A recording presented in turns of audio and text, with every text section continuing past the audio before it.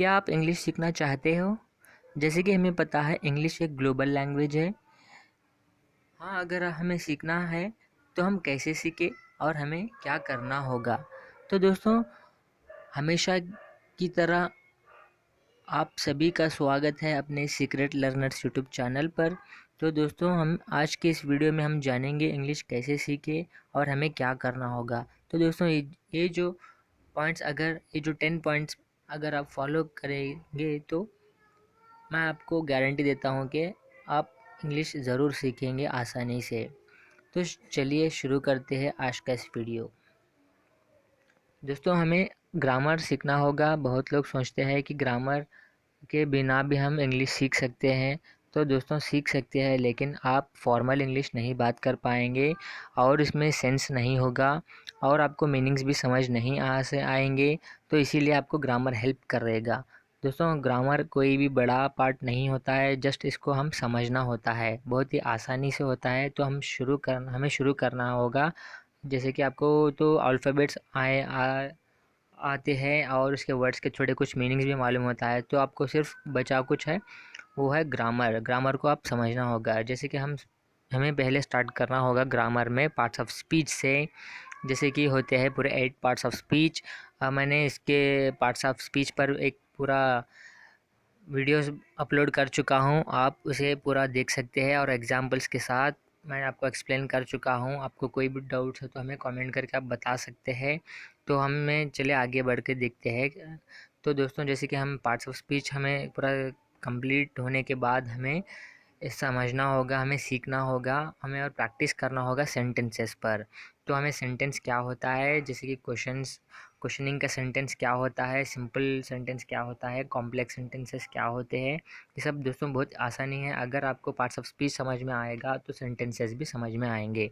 तो अब देखेंगे थर्ड थर्ड पर हमें दोस्तों, जैसे कि हमें टेंसेस समझ में आना होगा। जैसे कि पार्ट्स ऑफ स्पीच में वर्ब समझना हमें बहुत इम्पॉर्टेंट है।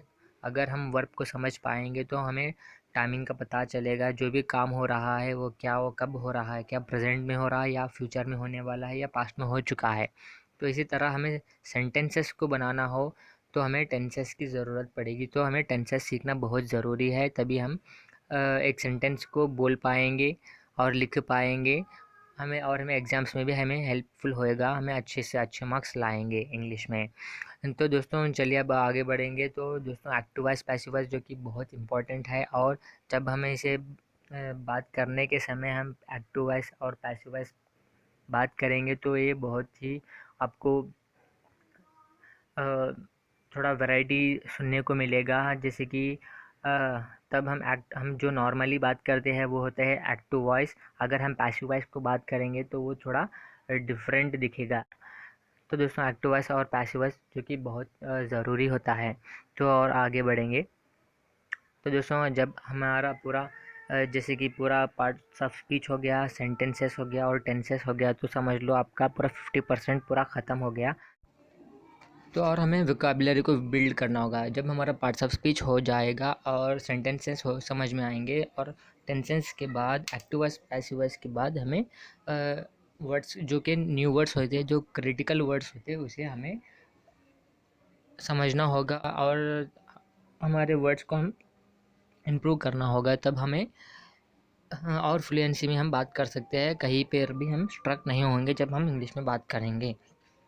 तो दोस्तों, अब हमें जैसे कि हमें सब कुछ पता हो गया है, जो कि एक वर्ड क्या होता है, ग्रामेटिकल सब कुछ मालूम होने के बाद हमें स्टार्ट करना होगा बात करने का। दोस्तों, हमें डरना नहीं है, क्योंकि हम कोई गलत नहीं कर रहे। जो कोई भी गलत करते हैं तो भी हमें डरना नहीं चाहिए, क्योंकि हर कोई भी आज बोल रहा है इंग्लिश तो वो पहले फेल्योर से ही आगे बढ़ के आया है। कोई भी स्टार्ट करेगा तो वो ज़ीरो से ही स्टार्ट करके आगे बढ़ेगा।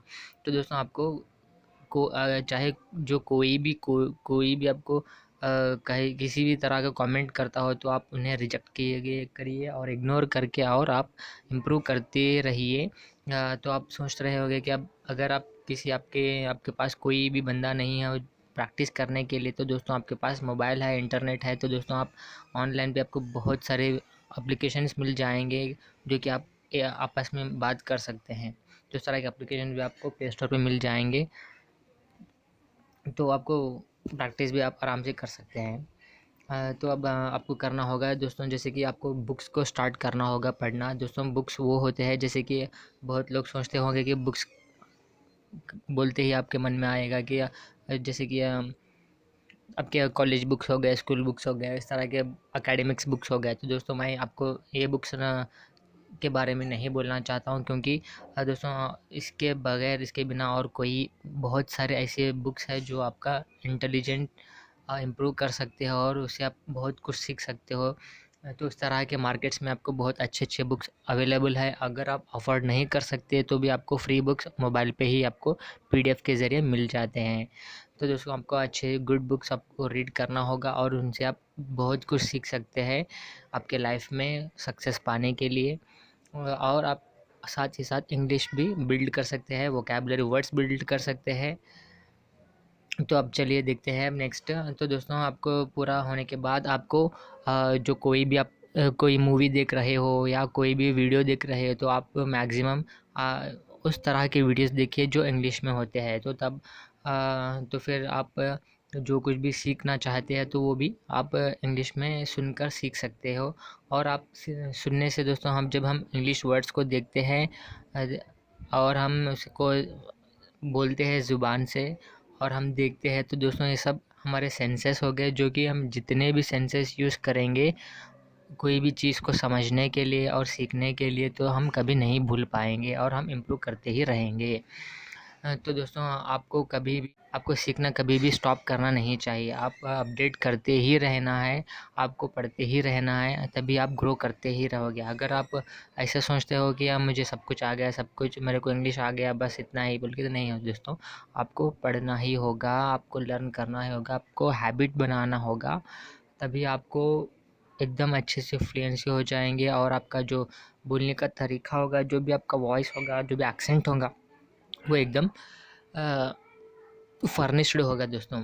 तो अब लास्ट में मैं कहना चाहूँगा, तो दोस्तों आपको ऐसा नहीं सोचना चाहिए कि मैं नहीं कर सकता, इस तरह आप नेगेटिव नहीं सोचना चाहिए। आपको कभी हमेशा के लिए पॉजिटिव सोचना चाहिए। जस्ट ये एक लैंग्वेज है दोस्तों, ये बहुत आप फ़नी से और आप टाइम पास करते हुए भी सीख सकते हैं। जस्ट आप सिर्फ आप कंसंट्रेशन ही रखना होगा आपको। अगर आप कंसंट्रेशन रखेंगे तो आपको तो दोस्तों आशा करता हूँ कि आपको आज का इस वीडियो हेल्पफुल रहा होगा। तो अगर से आपको पसंद आया हो तो अपने फ्रेंड्स के साथ शेयर कीजिए, सब्सक्राइब कीजिए अपने इस चैनल को, और साथ ही साथ बेल आइकॉन को भी प्रेस कीजिए। तो मिलते हैं हम अगले वीडियो पर, तब तक के लिए जय हिंद, जय भारत।